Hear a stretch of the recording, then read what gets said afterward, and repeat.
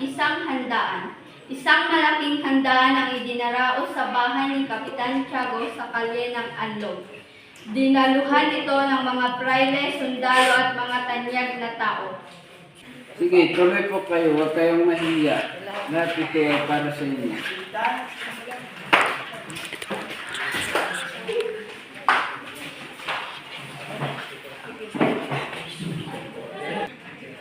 Grabe ang langya ng handaan. Oo nga. Sinasabi ko sa inyo, ang mga Indio ay sadyang tamad. Sa 20 taon ko sa San Diego, nilala ko na ang kanilang ugali. Hinay-hinay lang, Padre Damas, baka marinig ka nila. Hindi tama ang iyong sinabi, Padre. Alam nating lahat kung bakit kayo nalipat ng parokya. Dahil iyon sa pagpapakupay niyo sa bangkay ng isang marangal na tao na pinagkamalan niyong ire. Wala kang karapatang pagsabihan ng simbahan. Ang mga ere ay dapat parusahan. Tama na yan, narito tayo para magsaya.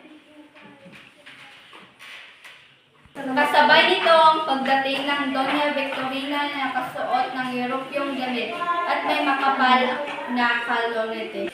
Oh, what a crowd! This party is so beautiful, isn't it? It's look like we're married. Nagpatuloy ang kainan ng may tensyong na buo sa pagitan ng mga panauhin.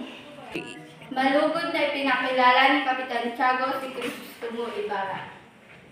Magandang gabi sa ating lahat. Malugod kong ipapakilala si Crisostomo Ibarra. Siya pala si Teniente Ibarra. Siya naman si Jezabel. At siya naman si Padre Damaso. Siya ay hinangaan ng lahat habang nagulat si Padre Sibayla. At nahalatang natatakot si Padre Damaso. May pagtataka ngunit masayang binati ni Ibarra ang dating kura ng kanilang bayan. Nagagalak ako nakarating ka ng ligtas sa bansa. Isinalaysay ng Teniente kay Ibarra ang kabutihan ng Don Rafael habang ito'y nag-aaral pa sa Europa. Matapos ikwento ng Teniente ay maiwasang mag-isa si Ibarra. Isang Ginoo ang lumipat sa kanya at nagpakilalang si Kapitan Tinong ng Tondo na matalik na kaibigan ni Kapitan Tiago. Ginoo, maaari ba kitang imbitahan sa isang pananghalian kinabukasan? Paumanin, ngunit hindi ako makadadalo kasi kinabukasan na pupunta ako sa San Diego.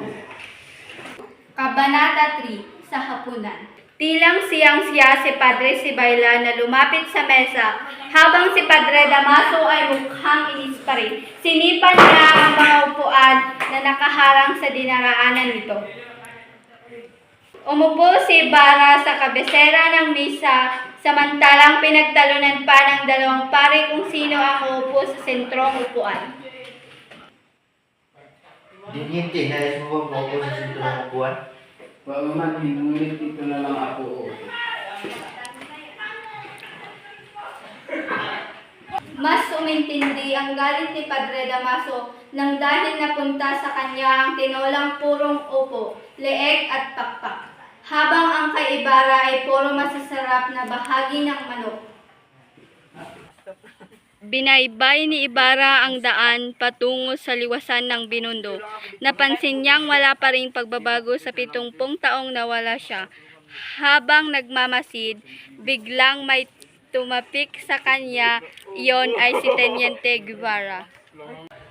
Teniente, alam mo ba ang dahilan kung ano ang pagkabilanggo ng aking ama? Isinalaysay ni Teniente kay Ibarra ang dahilan ng pagkakulong ng Don Rafael.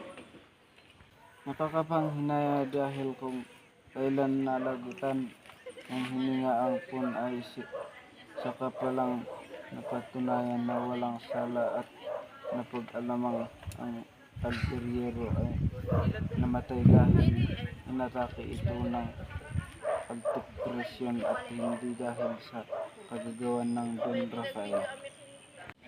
Si Crisostomo ay tumingin sa bintana, nakita niya ang isang babae, siya ay si Maria Clara. Ngunit hindi niya ito pinansin at patuloy na naglalaro sa isipan ni Ibarra ang malupit na sinapit ng ama. Dahil sa pagod na isip at katawan ni Ibarra ay mabilis siyang makatulog. Kabanata 6, si Kapitan Tiago. Si Kapitan Tiago ay isang mayamang mangangalakal sa Binondo. Kilala siya bilang isang taong malapit sa simbahan at palaging tumutulong sa mga pare. Ako ay nagsisikap lamang na maging mabuting Kristiyano. Lagi akong nagbibigay ng tulong at sa mga nangangailangan. Dahil sa kanyang negosyo at ari-arian, naging mayaman si Kapitan Tiago.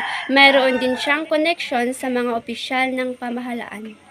Ang asawa ni Kapitan Tiago ay si Pia Alba, ngunit namatay ito pagkatapos sinilang niya si Maria Clara. Lumaki si Maria Clara sa pangangalaga ni Tia Isabel. Siya ay maganda at relihiyosa. Maria, kailangan mo maging mabuting dalaga at sumunod sa aral ng simbahan. Opo, Tia Isabel. Susundin ko po ang inyong payo. Ipinadala si Maria Clara sa kumbento upang matuto at maging isang relihiyosang babae. Gusto kong lumaki si Maria Clara na may takot sa Diyos. Magandang desisyon iyan, Kapitan Tiago. Makatulong iyan sa kanyang kinabukasan. Habang si Maria Clara ay nasa kumbento, si Crisostomo Ibarra naman ay nag-aaral sa Europa. Pagbalik ko sa Pilipinas, nais kong makitang muli si Maria Clara. Hindi ko malilimutan si Ibarra. Siya ang aking kaibigan mula pagkabata. Nung nagsimba si Maria Clara kasama si Tia Isabel, alam ni Maria Clara na darating si Ibarra sa araw ng iyon. Kaya hindi siya mapakali. Pagkatapos ng almusal, sabik niyang hinihintay ang pagdating ni mong binata. Tia Isabel, darating kaya ngayon si Ibarra? Oo, Iha, huwag kang mag-alala. Darating si Ibarra. Sandali pa ay dumating si Ibarra. Hindi maitago ni Maria Clara ang kanyang saya. Pinayagan sila ni Tia Isabel na makausap si Ibarra sa balkonahe. Maria Clara, matagal na kitang hindi nakita. Kumusta ka na? Mabuti naman. Ikaw, Ibarra, kamusta ang iyong paglalakbay? Nag-usap sila tungkol sa kanilang mga alaala noong sila ay bata pa. Ipinakita ni Ibarra ang tuyong dahon na sabong na matagal niyang itinago. Itinago ko ito mula noon. Alaala ito ng ating pagkakaibigan. Hindi mo pala iyon nakalimutan. Nakita rin ni Maria Clara ang liham ni Ibarra na kanyang tinanggap noong nasa Europa ito. Lagi ko itong binabasa. Lagi kitang naaalala. Nag-aral ako sa Europa para sa aking kinabukasan at para makapaglingkod sa ating bayan. Habang sila ay nag-uusap, napansin ni Ibarra na malapit na ang kapistahan ng Todos los Santos at kailangan na niyang bumalik sa San Diego.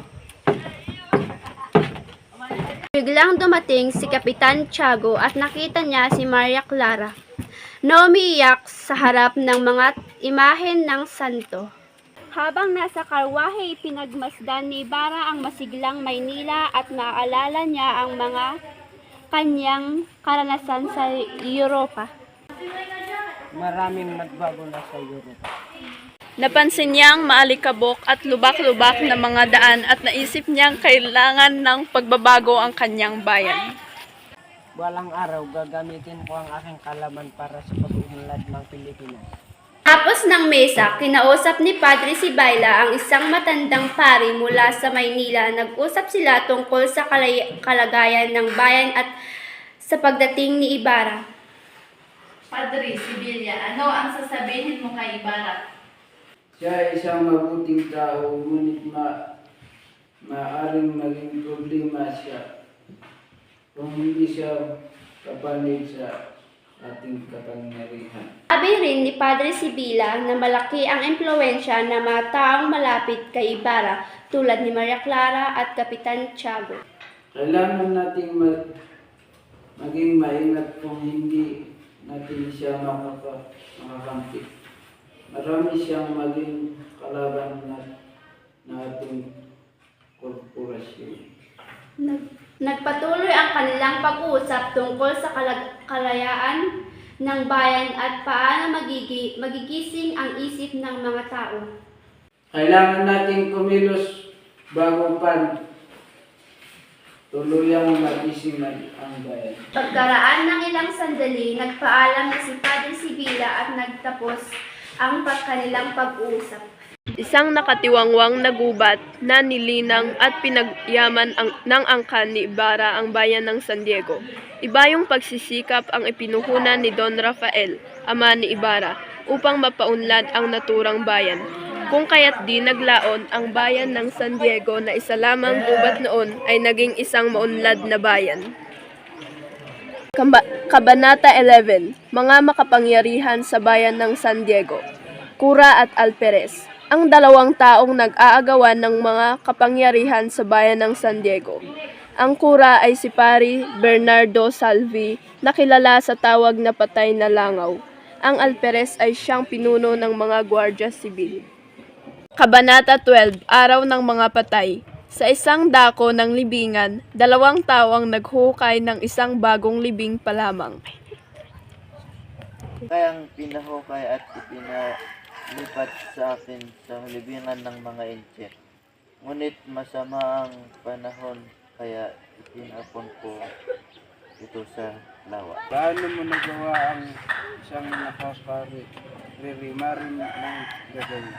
Kung sundin ang utos ng Cura o malagay sa panganib ang aking buhay. Walang ibang magawa ang ikalawang sepulturero, kundi kumaripas na lamang ng takbo. Sinabi po nila na hindi dapat ilibing si Don Rafael sa loob ng sementeryo, kaya hinukay ng kanyang bangkay. Napakasakit ang ginawa nila sa aking ama. Labis na nalungkot at nagalit si Ibarra sa nalaman niya tungkol sa nangyari sa kanyang ama. Isang araw, pumunta si Ibarra sa sementeryo kasama ang isang matandang utusan upang hanapin ang puntod ng kanyang ama. Nasaan ang puntod ng aking ama na si Don Rafael? Ginoo, dati po ay may cross sa puntod niya, ngunit inutosan ni Padre Damaso na alisin ito. Mga bata, ipinaghahanda kayo ng inyong ina ng hapunang pangkura. Nagtuloy siya sa bahay ng mag-asawang Don Filipo at Doña Chodora Peña at masaya nila itong sinalubong. Tasyo, nakita mo ba si Ibarra na nagpunta sa libingan? Nakita ko siya na bumaba sa karwahe. Naramdaman ko ang nararamdaman niya na hindi na makita ang libing ng anak. Pagkuway nagpaalam na siya, palakas na palakas ang ulan pero tila siya pa rin si Tasyo at initaas ang kanyang dalawang kamay.